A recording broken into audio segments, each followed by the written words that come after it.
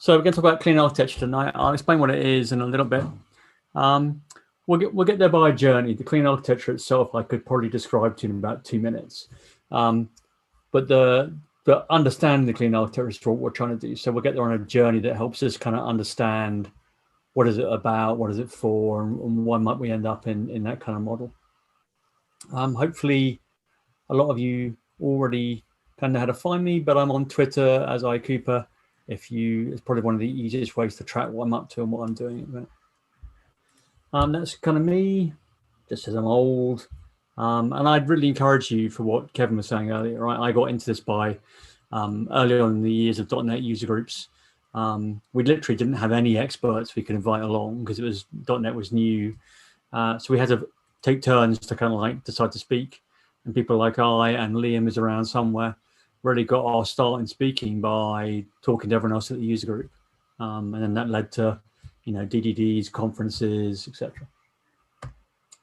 I work on Brighter. We'll see a little bit of it later on. So yeah, I work on Brighter, which is a media-to-light tool. So we do the classic thing that media does, which basically is we sit between kind of an invoker and a receiver. So usually something like your ASP.NET controller and your domain model, and you call us, and our handler then executes basically and runs your domain model code. But we also work, unlike Mediator, we work out of process. So we will basically call from one process to another. And the main mechanism we use to do that are basically various forms of messaging middleware, Rabbit, SNS, SQS, and Amazon Kafka. So we can handle both those scenarios. Okay. So what's our agenda tonight? The first thing I want to talk about is modules, because I think we need to understand modules to really understand layered architectures. And the clean architecture is just an example of a layered architecture. And then we've understand a little bit about what layered architectures are for. We'll talk about domain models in that context of modules and layers, right? And how we manage those. And then we'll see how that leads us into this idea of clean architecture. And then I'll show you some code towards the end, which shows you kind of how you can migrate from something that doesn't really support that model to something that does, particularly using Brighter. So Robert Martin was the person that created this idea of clean architecture, but and you've got a book about it. I can't necessarily recommend the book. The book is a lot of rehashed material that he created. And he's got a blog post, if you're happy about reading his blog, on Seventh Light, which is an equally accurate description. But this talk will give you most of what you need if you don't particularly want to give the eyeballs to Robert Martin, and he is a controversial figure. It's built. All it is really that he's done is it's a synthesis of a number of ideas that were already out there. And we'll talk about that later. So there's basically ports and adapters, sometimes called hexagonal architecture from Alistair Cockburn.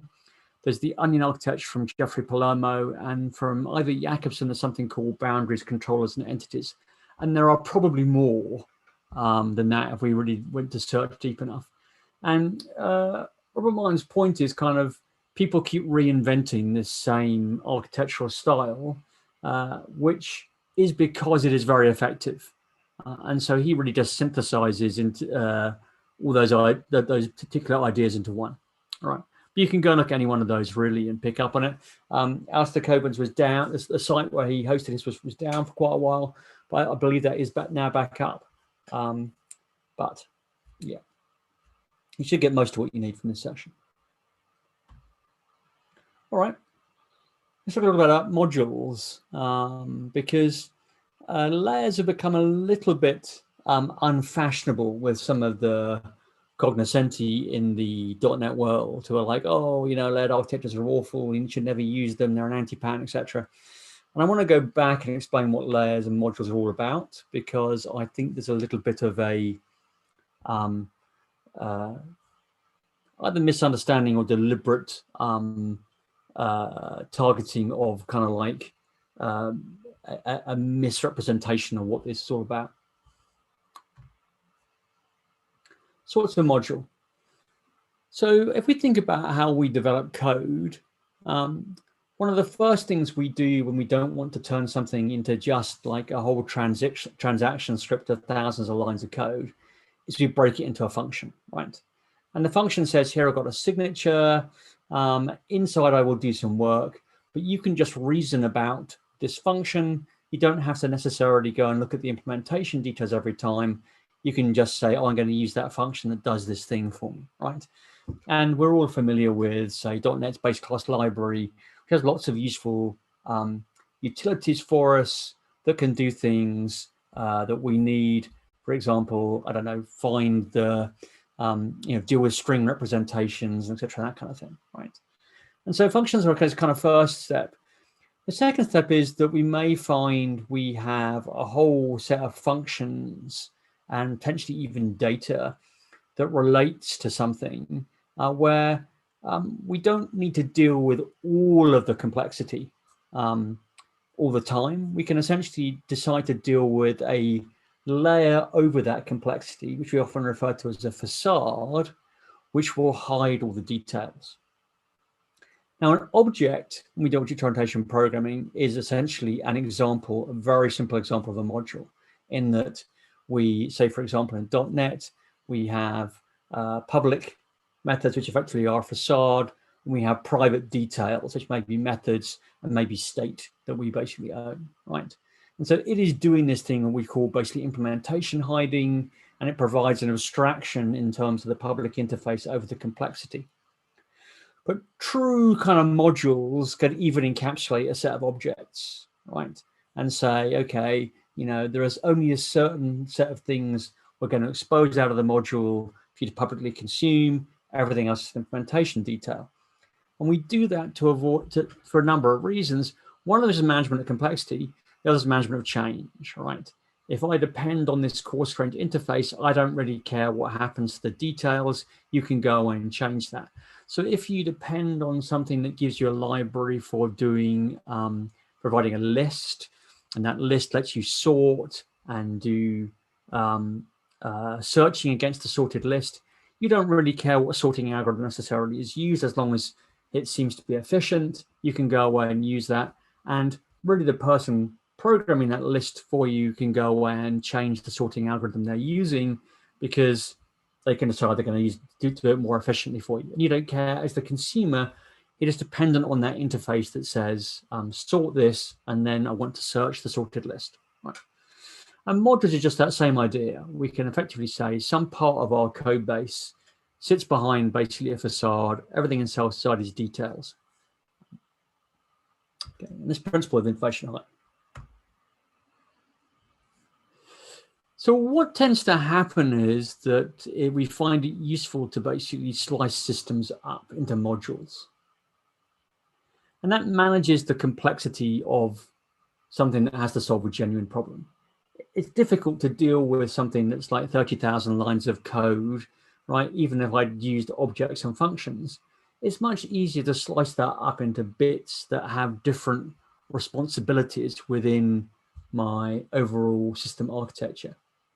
And it's much easier for you to approach that problem, right? You can say, I need to understand how this works.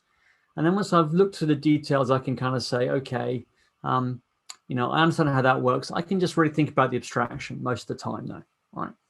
So you can deal with modules that you need to deal with. You can ignore the others, right? You could say, well, when I first start to look at this system, maybe I want to understand how the domain logic is kind of implemented.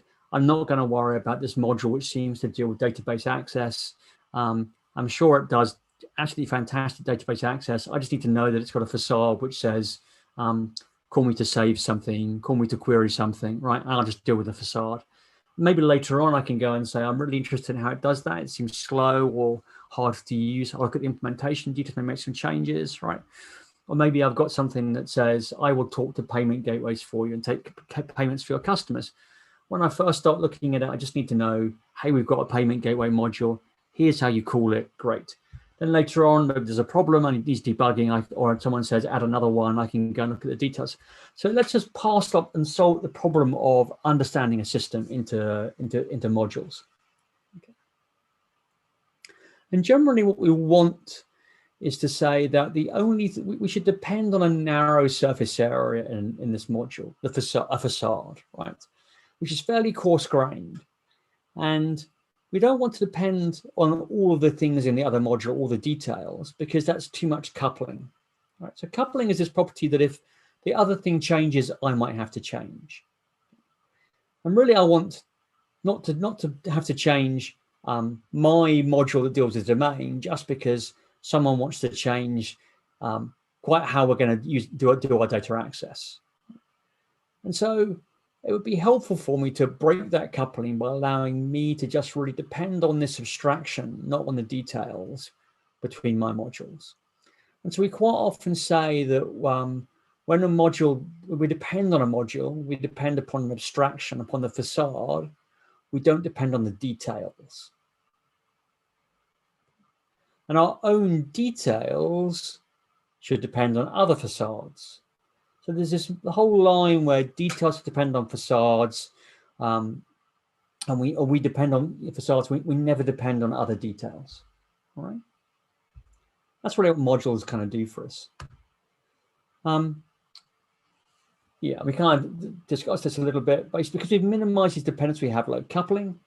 And the other thing about modules is deciding what goes into a module, right? So if I'm going to slice up into modules, if I want to take this 30,000 lines of code and reduce it, the question also becomes, well, if I want, that's great, but what goes in a given module? There's a famous paper by David Parnass called On the Criteria to be Used for the Decomposition of Software into Modules. And Parnass looked at a couple of alternatives, and he said, the first alternative is to use the flow of control of the system to create modules. What is the flow of control? It goes from here to here to here, and that's how basically I will then have modules. Each module represents a step in the flow. The problem with that is that it doesn't really tend to prevent you from having like things live with like things in terms of forces of change. So the other thing he did was to go away and do a model that says, let's think about things that are given types of problem and put them all together such that if we have a change to how we do database access, how we affect this part of the domain, etc., we'll only have to change one module. When he looked at how you have to do to change something in terms of the number of touch points you have, it was clear that modules which are effectively aligned with the responsibilities, what's my responsibility in this system, were much more effective in the long term, meaning that the surface area you had to touch in order to create change was far lower. And we can reason about that for ourselves quite a lot, right? Generally speaking, once you've built whatever it is that's doing your abstraction for data access, you don't tend to have to touch it very much. But the thing that's implementing your domain, you have to change quite a lot more as you get new rules and new things added. Okay.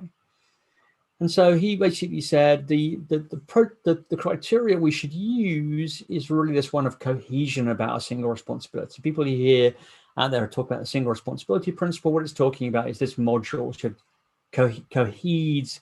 I don't know what that word would be. Cohere around basically a given responsibility. And we can think about what we talk about as high-level modules and low-level modules, right? A low-level module has no dependencies itself.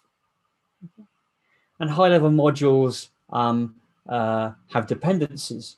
So there's a general move from higher to lower, okay? From, if you like, things at the very bottom, which tend to be very stable, which have things depending on them, but don't depend on anything themselves, where we tend to want stability. Things down the bottom, we don't want them to change too much. And things at the top, where effectively they have lots of dependencies, and we may accept they have more change. And so this kind of model creates a situation where we say anything that's stable in terms of our cohesion ought to be really something that we depend on but doesn't have any dependencies itself. And anything at the top is something where effectively we're quite happy to accept change. Right? So we talk about high level and low levels of dependencies. And we get a certain number of things out of this module kind of approach. One of them is that modules can become interchangeable. Given that two things implement the same, provide the same facade or the same contract, we can think of it, then I could swap one for the other. In an OO sense, we know this intuitively, right? If two classes effectively implement the same interface, then we can swap one for another. If two classes effectively derive from the same abstract base class, then we can swap one for another. But the same is true at a module level. If I define a facade to my module, the things that I can call, if something else implements the same facade, I can change the implementation details. And that swappability lets us do useful things like say, hey, the way this works today is no good. I'm going to go and rewrite a whole new one. And then effectively, I'm going to swap it over. And I can maybe do things like swap it over and in 10% of my traffic, use that version. And in 80% of my traffic, use the other one and see essentially whether I get better results out of the new version, etc. We use this quite a lot today.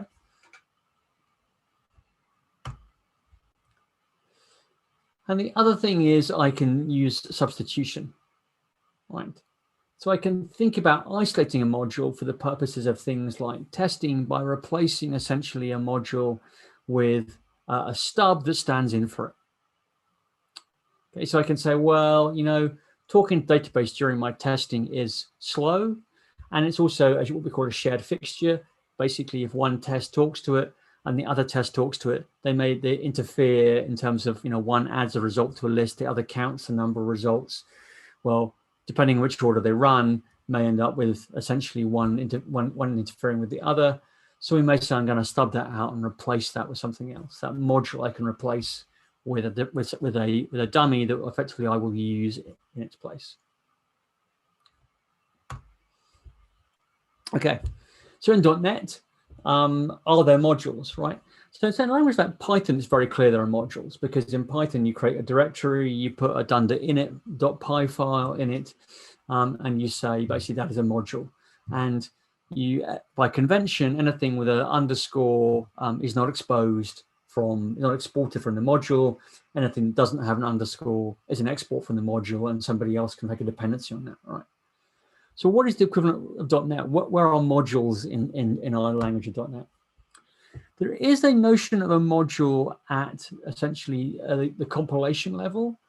And that's basically that .NET itself considers a file which is compiled and forms, and then linked into a assembly to be a module.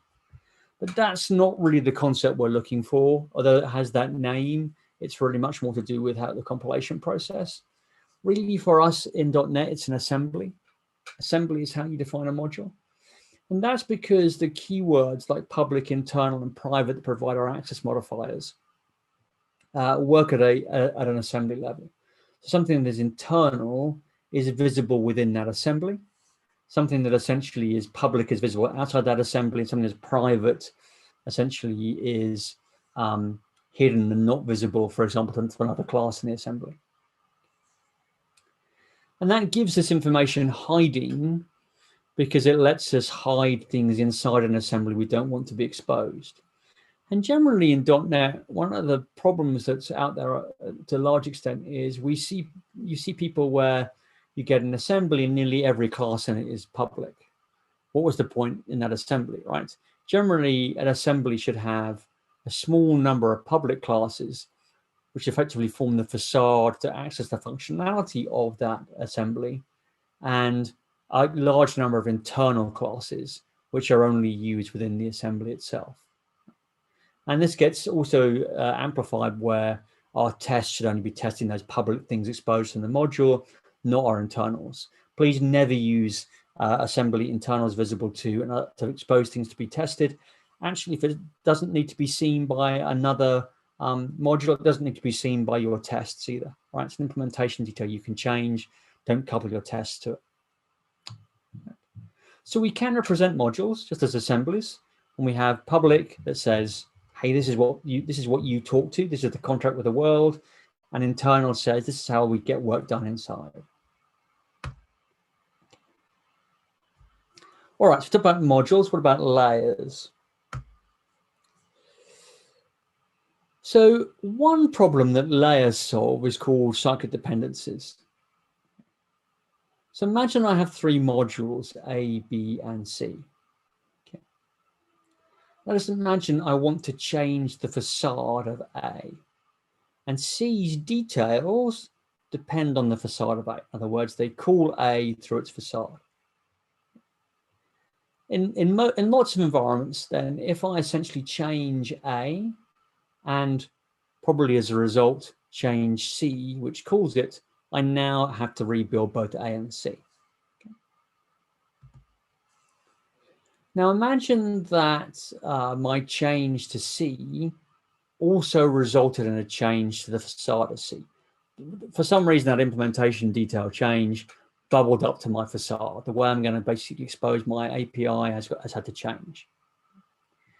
Now let's say that B has implementation details depending on the facade of C. Right. Well, now that change to A has caused a change to C and a change to B. So I need to build all of them. But imagine in this case that then A, which depends on B, B's change for its implementation details also, for whatever reason, bubbled up to the facade and forced to change the facade, then A's implementation details would change. Now I have a cycle, right? Everything needs everything else to build in order for it to build, okay? So A needs to essentially have a built version of B to use its new interface, but it can't build until C builds, which can't build until A builds. And this problem of cyclic dependencies is one of the things that layers was designed to resolve in modules. I don't want there to be cyclic dependencies between my modules, right? So layering introduces some rules so that I can never get into the situation of having a cyclic dependency. So this is a typical layering structure. And the way to think about this is that each of these boxes represents a module. Okay. And just because I only have one in domain and infrastructure doesn't mean there's only one in those particular layers. You could have many modules in those layers. And the rule, lots of layering systems come with strategies to prevent these cyclic dependencies. So a typical layering model is a top-down model, right? And you can think about it, typically the metaphor used is a wedding cake, where effectively a tier stands on another tier, which stands on another tier. So here we have a model that A, say for example in our UI or presentation layer, is what often we call it now, because that might just be an API, for example, for HTTP API. Depends on B, which is effectively our domain model. And in this particular case, that depends on C, which is our infrastructure layer, which, for example, if I'm talking to a database or a payment gateway. And B can't call up to the UI layer, because what we say in this kind of model is you depend downwards. So I can call a facade in the layer below me, but I can't call a facade in the layer above me. And that will prevent any cyclic dependencies. Sometimes we get what's called a relaxed model. And a relaxed model says you don't have to go through the intermediary. So here we're saying this is relaxed, and A, the UI layer, can call it infrastructure. So if we think about something like CQRS, where effectively I may have a query side which talks directly to data to get results back, that's using a relaxed model. It says I don't have to actually always instantiate my domain model if I'm just doing something like a simple database query. The other thing that we get here from this kind of approach is we are able to reason about what these modules contain because they're given a role by the layer that they are in. So it's clear that B is a module that contains code that deals with some part of our domain. Okay. And you can imagine that I might have modules in my domain. Say, for example, I was building a hotel system that might deal with booking, housekeeping, accounts, channel management for dealing with sites like booking.com. We talk to payments, right? That kind of thing. They all might be in our domain model. Similarly, in infrastructure, we might imagine we might have modules that deal with talking to a database, modules that are talking to payment gateway, modules that deal with talking to the gateways for our channel providers. And at the top in infrastructure, we might have modules, right? We might have a module that exposes us basically as an API. Maybe we're doing server-side rendering because that helps us with SEO. And effectively, we've got basically some razor pages effectively that help us expose our UI out. All of those essentially are modules and they're individual layers, and we can reason about where to look for code, which helps us navigate the system.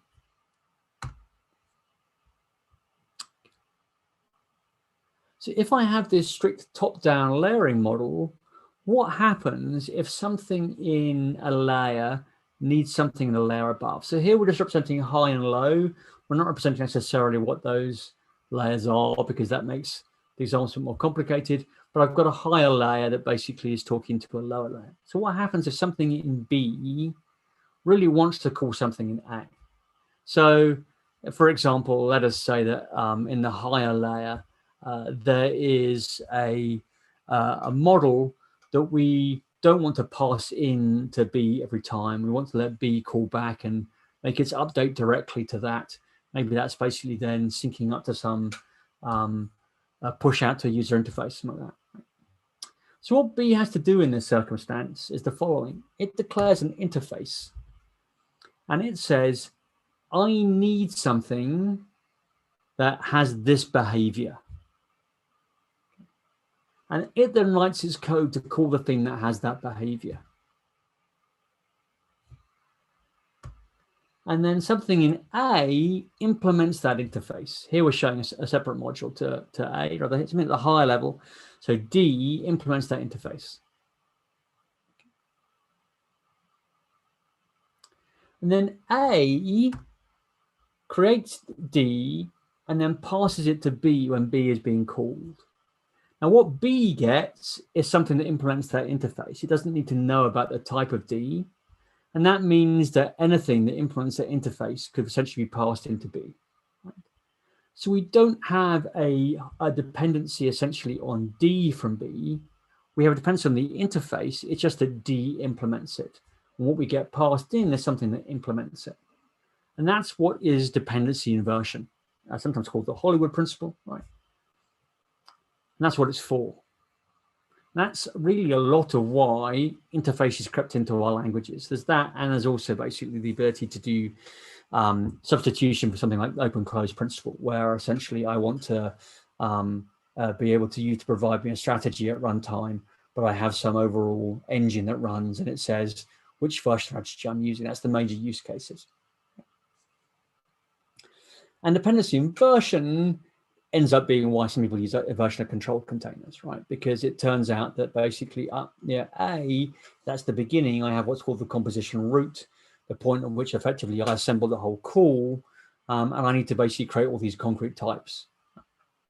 But often the problem with the IOC today is people do tests badly. They use a unit testing strategy, not a developer test strategy. And as such, basically, they mock all the dependencies of a class, which means you have lots of interfaces for things that shouldn't have them at all, right? And really, you're only really needing to pass in the dependency of B via an interface if it exists in a different layer, or essentially it's something that you can substitute at runtime for something else in a production environment. Okay. Right. So that's where we get DI from, right? Great. Let's park all that layer in module 3 a little bit and talk about domain models. Okay. When we think about our domain model, we can really separate what we think of as domain or business logic into two different categories. One category is the domain logic itself, which tends to basically have to do purely with the domain that we're trying to model. So in insurance, it's the bit of our code that says, hey, given all this data, your insurance premium is this, right? You're a smoker, that life insurance is going to be expensive. You ride a motorcycle, that life insurance is going to be expensive. Or I'm shipping a package from A to B. Hey, here is A, here is B. What is the shortest route we can take to do that? So that's the classic domain logic we think about belonging to basically our domain.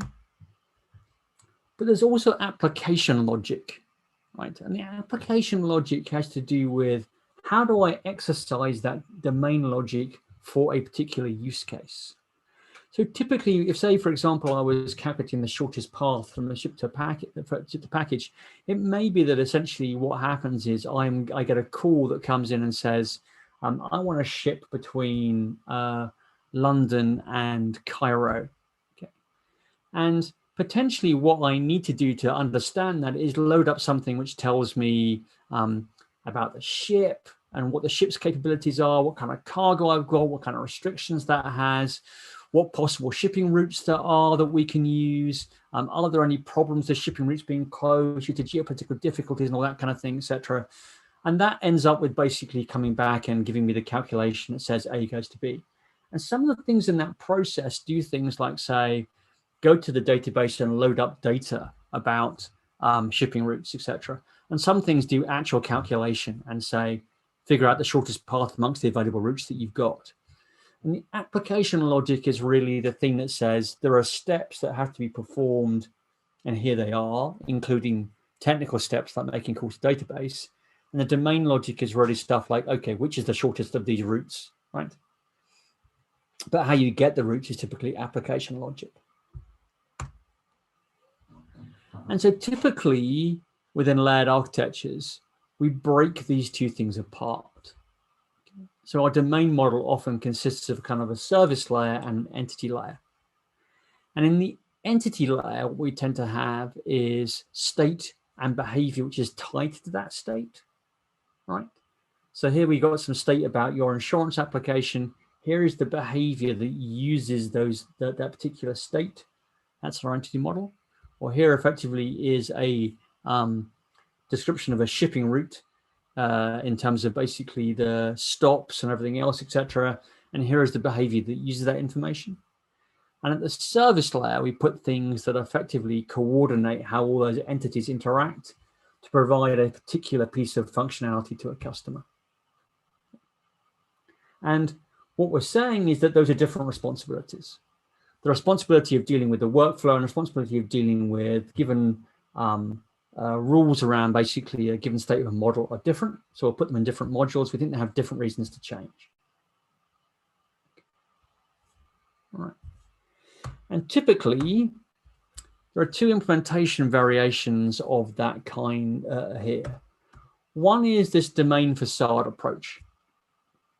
And that says our service layer is very thin. And all it really contains within it is essentially the stuff that effectively says, do this, then do this, then do this. And it calls other modules to do it. Right? So you can literally look at it and say, oh, it's just basically doing the kind of application workflow logic. And pretty much all of the weight is in our domain model, where we have these entities with their rules basically dependent upon the actual state of the entity. And the facade, the service layer, essentially represents how the clients do customer significant operations. I'm trying to avoid using particular words because we'll get to that later. But how a particular thing the customer wants done gets done. The other option is what we call an operation script approach. And that says nearly all of our domain logic actually lives in the service layer. And that what lives in our domain layer tend to be very dumb objects. They have state, but they have no behavior. Okay. Generally, when we talk about rich enough domains, we tend to prefer basically the domain approach here, the domain facade. We only tend to use this where we have very thin models, essentially where we want to think about more of a CRUD-like approach, right?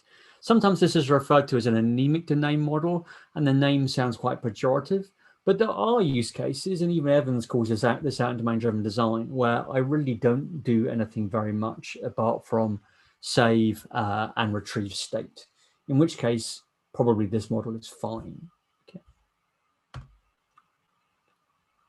Yeah, and typically in this model, I get some class called, I don't know, account service, and it does all the business logic for account, and it's got some kind of account object it's saving back and forth. All right. Okay. So that's all just generic stuff, right? We're talking about modules, talked about what modules are for, talked about layers. We said layers are just ways we organize modules. so as to prevent cyclic dependencies, and let's read about stuff earlier. So let's have a look at a particular layering strategy.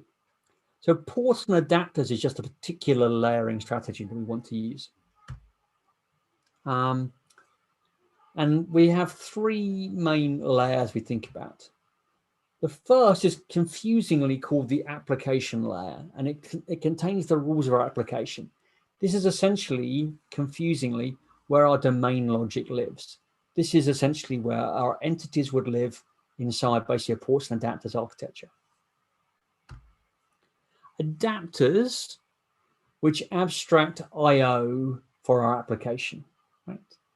So this is how we talk to a database, and also how basically a user talks to us. It's abstracting all that I/O. So this is an interesting difference from that classic tiered architecture we showed you earlier. In the tiered architecture, it was very common to have that kind of infrastructure I/O at the top and the user I/O at the bottom, and the user I/O at the top, and this idea of flowing our way down from the top to the bottom. This model is slightly different. It's saying we've got a layer which is called the adapter layer, which does all our I/O, and a ports layer. And the ports layer effectively says the adapter doesn't talk directly to the application, to the domain model. That conversation is mediated via a port. So diagrammatically, this is what that looks like. In the center, these circles are, if you like, intended to be entities, right, talking to each other. And then in the outer kind of ring of the hexagon, these individual segments represent I/O concerns. So user side, we've got HTTP adapter, so maybe we can get requests in via an HTTP API, GUI adapter. We've got something like our Razor pages serving it up if you want to look at it directly. We make notifications, so maybe we send the customer notifications by email or talk to their platform or via WebSockets. Maybe we send messages via RabbitMQ over AMQP or Azure Service Bus, effectively run notifications, right? Put a database we talk to where we save and store our data. Maybe atom feeds. Maybe you can see an atom feed of the data. Whatever. This is where the I/O lives. And if you like, that line in between the entities in the application layer and the adapters in this outer layer are our ports, right? That line represents something that's mediating the conversation that the adapter effectively plugs into. One of the ideas here is some adapters may plug in to the same port to exercise the application. So HTTP and GUI adapter on the user side here we'll be plugging into the same port. There'll be different things exercising the same port. So the idea of these segments is that things in this adapter segment are probably plugging into similar ports over our application model, right? That's the kind of facade. And the reason he drew a hexagon rather than concentric circles is so he's got these flat faces effectively to represent the ports, have this notion of kind of plugging. Siri's woken up for some reason. Okay, right. Adapter, application, port. The use of the word application as an aside has caused no end of confusion because many people think that for a while thought that the port was this outer line. The adapter effectively was what's kind of somehow outside, and that plugged into the application. Even like Vaughan Vernon, I had to have this argument with because of his use of the word application, right? So you have to kind of understand and read carefully what he's saying and look at, he wrote an example and read it, look at it to understand what the model actually is. Okay. So maybe easier is to represent it by our layer diagram. Okay. And we can see here at the top, we have our adapter layer, which is our infrastructure and UI. Okay. And then beneath that, we have kind of our domain layer, which is divided between port and application. Port is essentially like our service layer. Application is kind of our entity layer, right? And we have a model here, which basically is, although it looks like depends downwards here, is typically referred to as depends inwards, because I've got this outer ring of infrastructure effectively, and then the ports and then the application. So if you think about that, I'm effectively depending inwards, right? So the adapter can basically call the ports, and the ports can effectively call the application, but not outwards. Okay. And there is no relaxed model within ports and adapters. Your adapter can never talk directly to the entity layer. That conversation must go through a port. So we have no relaxed model. Here, typically, when we find you see the port, you'll see talking basically by dependency inversion to an adapter, right? Typically, that happens because if I'm doing something like saying, well, in response to your user request, I need to get some data out of the database, the port holding the application workflow is going to have to effectively do some work with the database.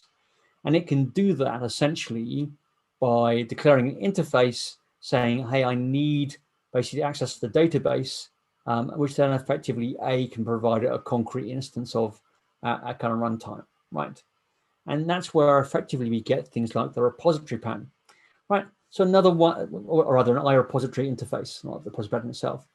Another one that gets called out by the Twitterati, oh, why would you ever have iRepository, right? This is why, because my port isn't allowed to directly depend upon that adapter above it. What it has to actually do is declare an interface and get supplied with something at runtime. Right? And that, otherwise, we wouldn't really have a pluggable architecture anyway, right? The adapters we know plug into the ports. So by implication, really, there should be an interface that effectively plugs into our port. Okay. So that's ports and adapters, right? Let's look at another model. So some of you may have seen this book. It's kind of out of print now. You can get secondhand copies. I don't know if there are dodgy PDFs in existence, but it is out of print, so you might feel less guilty about that. But Ivor Jacobson, famous for being kind of one of the fathers of OO, along with people like Grady Booch. And he was the person in this book that is most famous for the invention of this idea of use cases. So what's a use case? Well, a use case is a way of describing a requirement. So here we can see that we're describing a requirement for ordering food in a restaurant. The assumption here being, I think, that the waiter has some kind of electronic ordering pad that they are using, right? So I, as the client, if you look down there, I'm an actor. You can see waiter, client, actor, and cashier and chef as actors. And I want to basically do something, right? So the client essentially wants to order food, and that is a use case, right? And it has kind of two people interacting with it, the client who basically places it and the waiter who effectively receives something, right? And there could be extension use case here, order wine. If our restaurant serves alcohol, then maybe that order allows us to also order wine. There's another way. That is an interaction, input, output by the customer gets a result, right?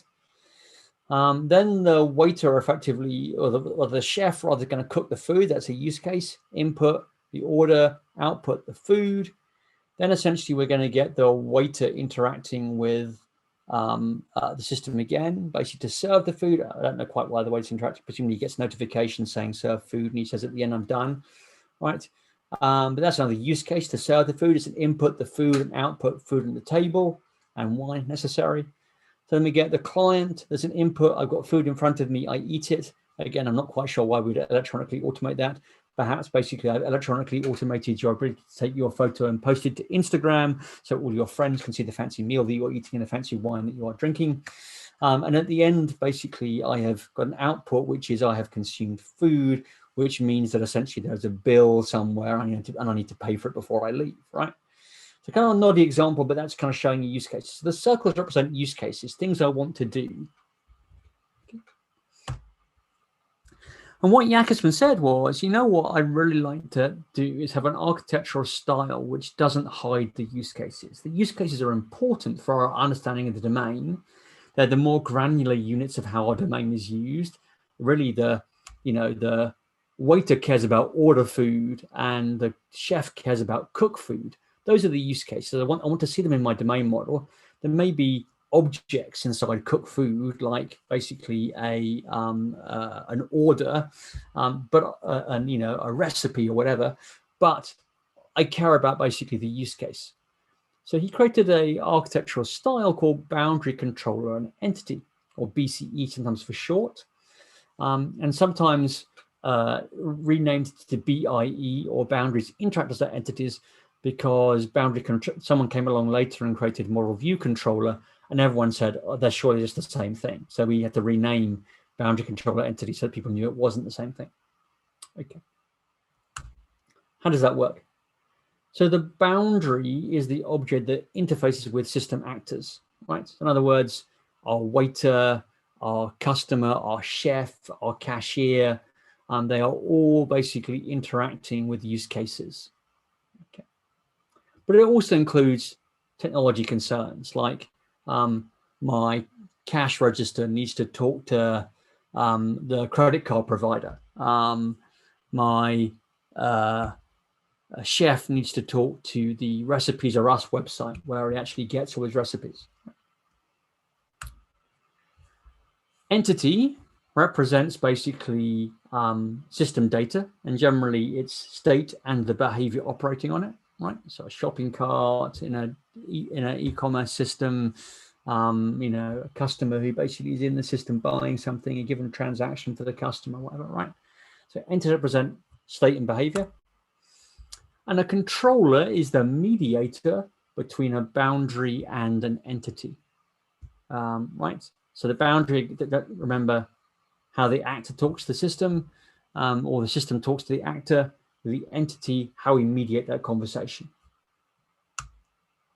This is a typical model: actor talking to boundary objects, talk to control objects, talk to entity objects, right? Great. Again, you can see probably by this point, it's not relaxed as a style. You have to go through the middle thing in the middle. We can kind of hopefully, I think, guess this is what it starts to look like this, right? Hang on a minute. If I map that out as a layer, well, it's got this same model, right? Depends inwards, where I've got effectively this outer kind of IO layer. I've got this ports kind of mediator layer, and I've got this entity application layer. So this is effectively what Robert Martin is observing, right? When I take this down to some kind of layered architecture-based principle, they're describing the same thing, right? And interestingly enough, this is how Jakobson describes a controller or now interactor. They're objects that implement use cases. Don't forget, that was his key ask, that this object represented a use case.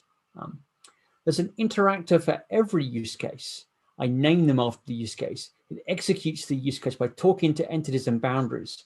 All the interactors together contain your application and specific business logic or rules, right? That sounds a bit like what we were talking about with application workflow logic and that service kind of layer in our domain, doesn't it? This is what basically Coburn had to say about a port. A port is the use case boundary. Use cases become problematic when they become focused on technology concerns. Use cases written against ports can elide these concerns and focus on the application rules, making them easier to write and maintain. So both of them are saying that this mediator, right, the port, the controller, the interactor, this mediator is where we create use cases, where we realize them in our system. So looking at kind of Coburn's model again, they're saying this, right? That port, that control object, they're the same thing, and they're where we mediate use cases. Interestingly enough, when I talk about TDD, one of the things you'll know is I call out basically that ports and depth architectures are very useful for testing properly in a proper XP style, Kent-Beck style developer testing model, because what we really care about testing are the use cases. And so it turns out that this port layer, this interactor controller layer, is an ideal thing to target for our tests, because it's the use cases that essentially are stable. We may change up the implementation detail, exactly what the entities look like and how they share data between them. All right. So that kind of long journey gets us to clean architecture. And probably years ago when I spoke about ports and adapters, I didn't have to go on such a long journey. And that was because there wasn't such a basic resistance to the idea of modules and layers, right? But now you kind of know what modules and layers are for, hopefully. You can kind of jump to why you might want clean architecture. So this is kind of the abstraction model of a clean architecture, right? Core is basically entities, state, and behavior that operates on that state. Outside that is an outer ring with my application workflow called the use case layer, right? Outside that is where I effectively get IO-based technology concerns, controllers from my ASP.MVC application, right? Gateways or repository patterns that talk to my database. Presenters that we talk to UI. Those models exist basically in that outer layer. And beyond that are frameworks, essentially, I am writing that controller for, or even directly the drivers on the technology IO concerns that I'm calling. It's a depends inwards model, right? And there's no relaxation. So you must talk through the layers. My controller must talk to a use case, which must talk to an entity. Okay. And if the use case needs to say, I need to get something from the database to make this happen, otherwise I need to hydrate those entities, it's going to need to use dependency inversion because it's going to have to effectively have an interface which the outer layer injects a representation of. So if I want something that lets me get hold of data, I'm going to need an interface that essentially says, this is how I get access to data, and the outer layer can inject a concrete representation to me, right? What does that kind of look like in a slightly different approach? So here you can see I've got some kind of delivery mechanism, web API, razor pages, whatever it is, right? They talk to my boundary, whatever I implement, so that framework can call me, having chopped up my HTTP request into essentially something that actually looks more like a parameter to a method call, calls me, right? What I then do is call my interactor, the use case layer, and say, please exercise this use case. That's what the customer is requesting I'm doing. Customer basically wants to order some food. I've typed in the food and sent it to you basically as a post request in a form body. Great. That comes into me as a set of parameters into my boundary. Here is the food order. I send it to the interactor, which says order food, right? The interactor probably says something like, great. I'm going to create an instance of a food order. I'm going to store that via my entity gateway in the database. Okay. Now, the request and response model, what are they for? Well, it's a strict model, so my entity can't be used by the boundary, right? Because the boundary has to go to the interactor. So if I want to have a response back, which says, here is your order number or whatever, effectively, that has to come via a response model, which you can think about as a DTO. That request model we already discussed, essentially, which is I'm taking an HTTP set of form variables and turning that into basically a parameter that I'm sending to your controller. And effectively, usually my framework is doing that for me. All right. That hopefully makes some kind of sense. Some people have taken to, and it is possible. I've seen a couple of, I can't remember what it is now, requests to do this basically for MVC, and said, if I have a request model and a lot of my job on my boundary layer is just a thin pass my request model onto my interactor, could I just hook up that all for you and you don't see that and you're just calling the interactor? And that is yes, the answer to that is you could, right? I would be cautious a little bit about your mental model there, because you've still probably got a boundary and interactor. You're just eliding kind of where that boundary happens. It's being code generated, etc. So just be aware that that doesn't make your interactor suddenly the boundary, right? But so you could shorten that a bit by saying, if I always call the interactor with the model, I'm maybe able to generate that out of existence. Okay. So here you can see, classic example, API web framework, web controller, interactor. Right? And then if I have an MVC model, then it actually exists at this boundary layer, right? So my presenter, my response model is my view model, and my view, etc. That is that layer there, and that MVC thing is not an example of interactor and entity, right? Solely something I'm doing at the boundary model, although the response model I'm using to update the view is effectively part of this overall flow. All right. And I may have essentially over here, I've obviously got some concrete implementation of my entity gateway to go and get hold of my database. All right. Okay, so quickly we will show you kind of how you do that, right? How do you do this? So just a few concepts that I hope you understand, and I will run through them very quickly. Command pattern, right? It's this idea essentially of encapsulating a call to your domain model so that the front end sets some parameters on the command, then says execute, and it's the command that actually invokes the domain model. So really what we're creating is a separation between the client, some kind of application layer, right, and the domain logic. And you can kind of see, if you think about it, that that's very similar. If our client is the adapter, if what we're invoking is the application, the command is a bit like our port or our interactor. So one way to represent that layer is as a command. Commands are also, they're typically used to represent transactional boundaries, and use cases are transactional boundaries, business transactional boundaries. So again, very useful. So we can use the command to kind of implement that port. So there we can see here, my boundary talks to an I command, right? I've got a concrete actual command that represents the real thing, which talks to the entities themselves. There's also a dispatcher model, which you may be familiar with from Mediator. Bright does the same thing, which essentially says what I want to do is separate the parameters of the command from the handler, such that essentially you don't know what handles this. You just basically send it off and a handler, which is why I want to do that. Two main reasons. One is that I may want to basically, I don't want you to take a concrete dependency on the routing of how that works. So you don't know which command it is. You just know I sent something, and so I can vary that up. I can change that, and you don't necessarily have to know. Second is, so I can run a pipeline. I can use effectively what's called a command processor. I can introduce steps between the dispatcher and the domain level handler to handle orthogonal concerns like logging, authentication, that kind of etc. Right, so I can run a pipeline. Right, why you do that.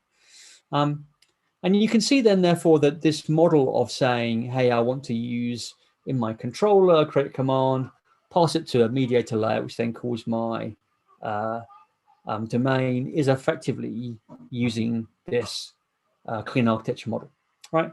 So one of the things that you'll see out there occasionally is people using mediator to do this say, we have abandoned layers. We don't use layers. Layers are dead to us. We use essentially vertical slice architecture. And you look at what they're doing and say, welcome to layers. That's what you're actually doing.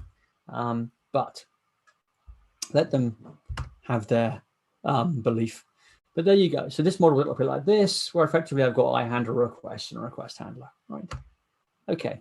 So what I'm going to show you, I'm going to stop sharing this. And briefly, because I know that you are all probably tired, let me show you some code. Now this is going to be, this is on my, it's actually, I've got a problem. I'll ask you at the end if anyone spotted what's wrong with this, because there's a problem with this code. Just wait a second and get it up. I've got to do the little thing off screen to say that. All right. I'll show it to you in code. I'll make it bigger because it seems to be that bigger is better. You will then tell me if you can't read the code. One of you will shout out, and we can worry about that. So this will actually run. I'm not going to run it tonight because of time. This it's called CA tutorial, which stands for Clean Architecture Tutorial. You can find it on my GitHub, Ian Cooper, just search for. It will run. There's a little test HTTP file here. So if you get the REST client plugin, this one is also simple enough to work. If you've got Rider will also run HTTP files. You can run it. And what it does essentially, as you can see, is it lets you insert greetings via an API onto a server where it will store them. And effectively, you can then go and get your list of greetings that you've created. So in other words, it's the world's most over-engineered Hello World application, right? I can do Hello World, I post it to the server, and I can retrieve Hello World from the server. Entirely useless, but it's divided into 3 parts, 3 modules.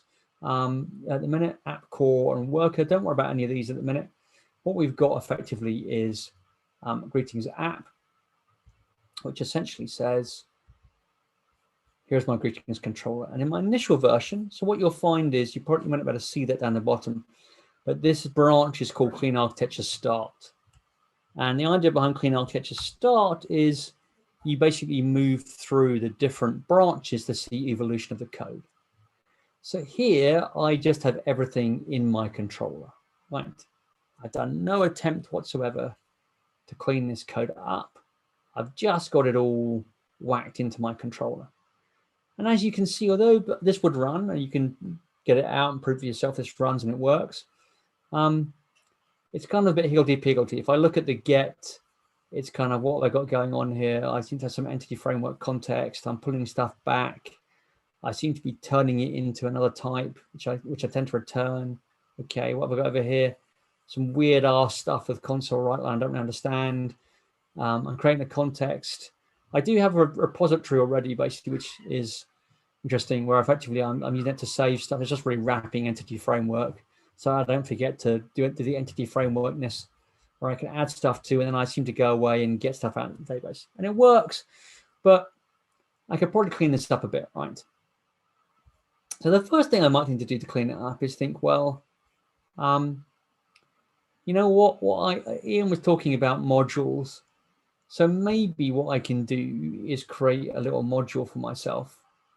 And that module essentially is, I'm just called it greeting facade here. I'm going to create a module that effectively deals with my greetings. Okay. And if I go and look at greeting facade, and that's now in my greetings core assembly, right? So it's not complex enough to have much implementation details, but in theory, it's only the public stuff here which is exposed. I can see I've got a whole lot of methods which basically say add or delete, right? Now, actually, it's useful because I've encapsulated the complexity. I can reason about regreet, get, delete, all, and add, right? When I look at my controller, oops, it's a bit easier to understand, right? My get is all async return. Okay, so it's just getting everything. My get by ID gets 1. Okay, makes sense. The post is saying basically add and then regreet and then get to return back to me. Okay, that makes sense now. Compared to a lot of that code I had earlier, makes a lot of sense. I can think about this abstraction quite straightforwardly, right? And I've hidden most of my complexity, over here. Awesome. That seems like a good start. I've got a facade. But I might decide this is too complicated, having it in just one module in this kind of layer that I've created, right? Maybe, actually, I think some of these operations are a bit different to each other, and I want to break them up into separate modules because I think they have different responsibilities. Okay. So what I would do there, I think it's this one, I get confused sometimes, is, yeah. So rather than having my greetings controller, just the one module I can call, now I've got a few, right? Now, you and I both know in this arbitrarily simple example that probably this is not a good idea to divide the module up into all these little sections because greetings is pretty much one module. But let's play along for the minute because we want to see the flow of the code rather than this slightly pathetic example, right? So I've got a greetings all service, greetings ID service. I named them service because I saw this thing about service layers. Add greetings service, regreet service, greetings by ID service. Great. And each one of these represents some kind of operation that I'm doing. All right, add greetings service. So that seems to control how I add stuff. Well, that's cool. So now I've got these individual units. So if I ever get a problem with basically how I add a greeting, I can just come here and maintain this module. Okay. And if this is a real complex problem, we had real, modules, it would look a bit better than this. Okay, great. So I got to kind of modules. What would happen next? Well, maybe I decide that, if I think about those individual modules and what they're doing, like my add greeting service, it kind of has this thing where it takes some parameters and then I call a method on it, which kind of does the work. And they all look a bit similar. They've all got this kind of like, take some parameters and then I call a method and it does the actual work. Where have I seen that before? Oh, that's the command pattern, right? So maybe I can just replace all that with commands, okay? And this is actually probably a good first step to getting towards a clean architecture. At this point, what I've got is something that looks a bit like a clean architecture, right? I have essentially things that say, here is an add greeting command, right? Here's the query. It's just a command. I've just chosen to call it query because it's asking me to data. But from the command patterns point of view, it's a command, right? If we go to CQS, command query separation, it returns results. It's a query. But the command pattern itself doesn't distinguish that, right? So, but I've chosen to separate the two. So I've got a query and I've got a command. But these are all encapsulated units. So really, I've already kind of built a clean architecture. I have my controller here, right? I have my port. My port is effectively exercising stuff. It has my logic inside it. And effectively, it's calling my repository to do some work.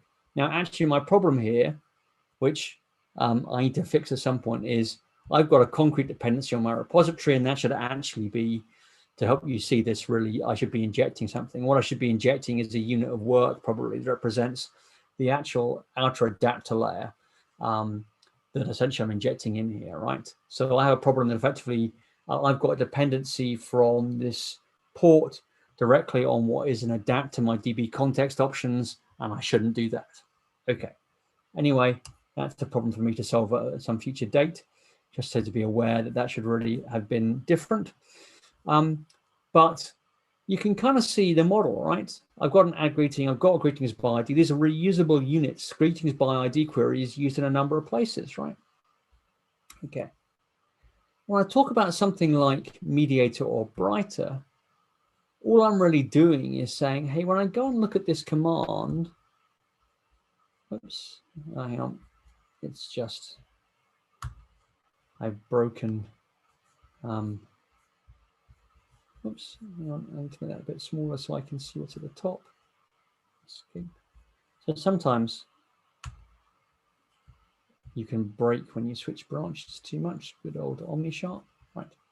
Okay, so if I go and look at that greeting command now, what I've done is it's only got the parameters. So it's just encapsulating the parameters that perform part of the call, and it's going to go somewhere, right? And what I've done in the greetings controller is I say, send async by this thing called command processor. So command processor basically is brighter. And effectively, somewhere else, and I'll show you later, I'm providing a concrete implementation of command processor, but that's going to say call this. And what that will do is route this to a handler. So I get an add greeting command handler. I just focus for the minute on this. So this handle async method is just doing the same thing that our command body did before, complete with the error around basically not having an abstraction over our unit of work. But I've just separated the command into basically the parameter values, which get passed in as part of the command, and the use case logic here, which is I want to add something to the database. Okay. And why is that useful to me? Well, the hint to that is given by these attributes. So in Brighter, each one of these attributes represents a step in the pipeline that you want to run effectively before you run that handler. So here, what we're showing we can do is we are logging this request. We're saying, hey, log that I've called this command, for example. And we're saying use policy. And what we're actually doing here is using poly to wrap this handler. So we're wrapping it in a retry step in the innermost loop. So we're saying, hey, retry this according to whatever that policy is. Outside of that, we're saying basically I've got a circuit breaker, which effectively, presumably, if I was to guess, if the retry fails enough time, I break the circuit and say, stop trying to call this handle method, right? And what Brighter provides you is what we call a Russian doll model. Each step calls the step inside it. so that it encapsulates. So you can put a try catch block in one of these steps to encapsulate in a step. That's what we've done to implement use policy. You can write your own steps. We provide a couple out the box. Okay. To make all this work, what do we do? So greetings app project. Where is my startup? Okay.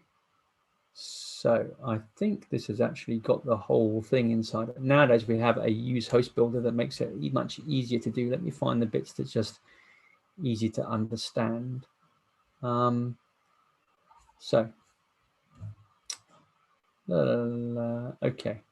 So this is just basically a standard kind of host builder. This code's a bit old. We integrate now with basically the modern host builder. I need to clean all this code up ready for this example. But what we're doing is we go effectively and we add Brighter to this.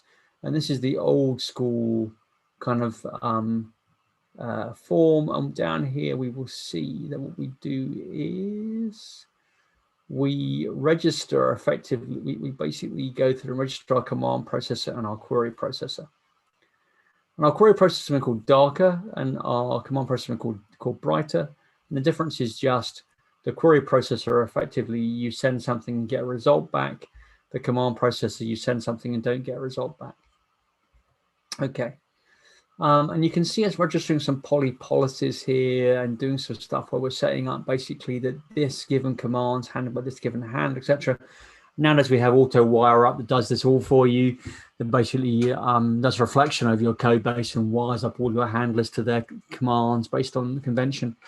And similarly, we'll look for your policies and add them into policy stuff, and then we create command processor effectively, right? So that kind of wires it all up, and then essentially, when you run your application, you can then effectively register that command processor effectively with your service collection, and then essentially that means the controller we can pass in its dependency. So that's basically Brighter, and that's basically Darker. We've got some better sample code now. I need to clean up all of this CH tutorial for the two reasons. One is that direct dependency on the adapter model. The other is to shift this over to the modern user hosting. The final thing I just want to show you quickly before we're done on this is just, so what does the regreet handler do? Well, regreet effectively, when you post and you handle your greeting command, right? What we're doing here is we are publishing async at the minute, a regreet event. And that regreet event is handled by the regreet event handler. And essentially, it just gives us some stuff that says, as an event, hey, a greeting was sent to us. I'm going to basically publish that as an event. And this listener is going to say, oh, when I see an event, I'm going to write that out to the console. Doesn't necessarily make a lot of sense in this context, but it does make a bit more sense if we imagine that actually I'm exchanging this between two independently running processes, microservices, whatever, basically Citadel pattern if you're a monolith, doesn't really matter. And so what we can do, close all the tabs, is we can modify that. So what it does is it calls post rather than publish. And post, our metaphor as you go into the post box and putting the letter in, is how we essentially send that command over the wire to another basically handler. And then you'll see here we have something called greetings worker. I won't show you how this all gets set up because, again, it's all been made much easier with Host Builder. But we essentially run a loop for you in this program that's reading from a message queue. And all we do is take that message and we dispatch it to your handler. So I can probably show you the even though you don't tend to see it nowadays, but you could probably see the mapping. Yeah, we're saying register, basically the regreet command gets handled by regreet command handler. Now, regreet command handler is actually over in this, still in this core project because we're just sharing it as part of probably a Citadel pattern where we've got some distribution and logic, like a decoupled invocation model. And that regret command handle is just the same as before, but we're able to execute it in running another process. So we sent our regrets from us to be done. And you could use that here in the way we're doing, we're just decoupled invocation. We're handing off some work to be done asynchronously in a different process, kind of citadel pattern, or you could do it between services, where obviously you wouldn't want to be sharing the individual handler definition in an assembly between two microservices, right? Okay. So that, I think, is the code, and I think all the slides. Let me just check there's nothing else for you to see. Yeah. All right. So that is me done.